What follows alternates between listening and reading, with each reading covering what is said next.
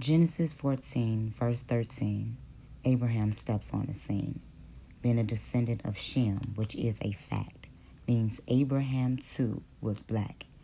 Abraham, born in the city of a black man called Nimrod, grandson of Ham. Ham had 4 sons. One was named Canaan. Here, let me do some explaining. Abraham was the father of Isaac. Isaac was the father of Jacob. Jacob had 12 sons for real, and these were the sons of Israel. According to Genesis chapter 10, Egyptians descend from Ham. 600 years later, my brother, read up. Moses was born in Egypt. In this era, black Egyptians weren't right. They enslaved black Israelites. Moses had to be one of the black race because he spent 40 years in Pharaoh's place. He passed as Pharaoh's grandson, so he had to look just like him. Yes, my brothers and sisters, take this here song. Yo, correct the wrong. The information we get today is just whack, but ask yourself, why is that? This, ladies and gentlemen, is the infamous KRS One. Some people don't believe that he's one of the GOATs because they say he does not have enough body of works.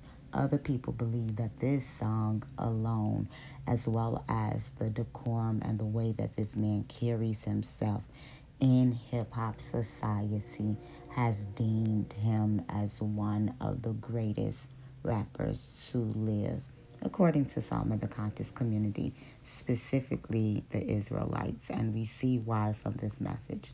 However, today I want to begin to focus in on a snippet from Joe Budden's podcast, which I will link down below. He began to talk about the deficits in the black community. And what KRS One is about to say in this clip, I want you guys to listen to it very, very intensely. See, to me, he's describing the inward workings of the elitism in the black community. He began to talk about how the old heads in the game are basically the gatekeepers. See, ladies and gentlemen, this is the difference between the Boule and Freemasonry. The Boule is old money. It's elitism. It doesn't have as many members. You have to have some type of class tact and decorum. Just think of Diane Carroll versus the late, great Whitney Houston. You see, although both are great, these are 2 totally different type of ladies. So he began to talk about the gatekeeping, and he described modern day cannibalism or genocide that is taking place in the black community. And this is prophesied in the book of Psalms in our Bible. See, cannibalism is not just the literally eating and digesting of the flesh. It has everything to do with cutting off the future seed of your generations. So, ladies and gentlemen, let's listen to Mr. KRS One on the Joe Budden's podcast. He says this is the worst thing that ever happened to hip-hop. When Sugar Hill Records came out, a woman named Sylvia Robinson. Shout out to Sylvia. And her husband, Joey Robinson. And Joey. They owned all of rap. Washington Projects. If you could somehow phantom that in your head for a hot minute, there was one record label that had all the top rappers of the day on it, and no other company had that. He's right. Had we stuck together,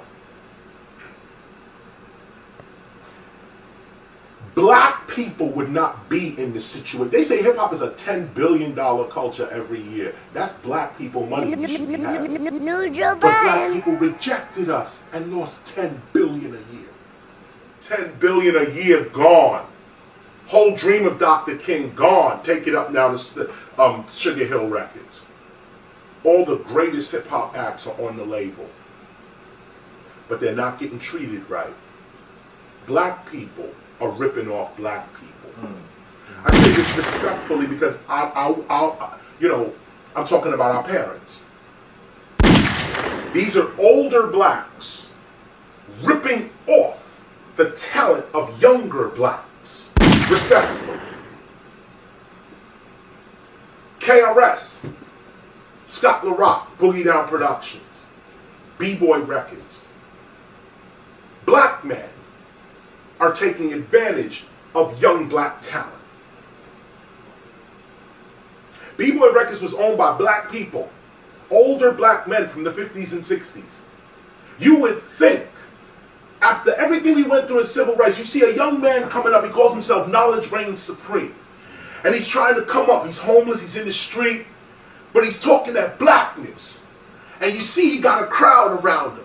And you see he got some little time. You're not going to dust him off and say, yo, young blood, come on, let me show you something. No, Joe Let me Budden. protect you.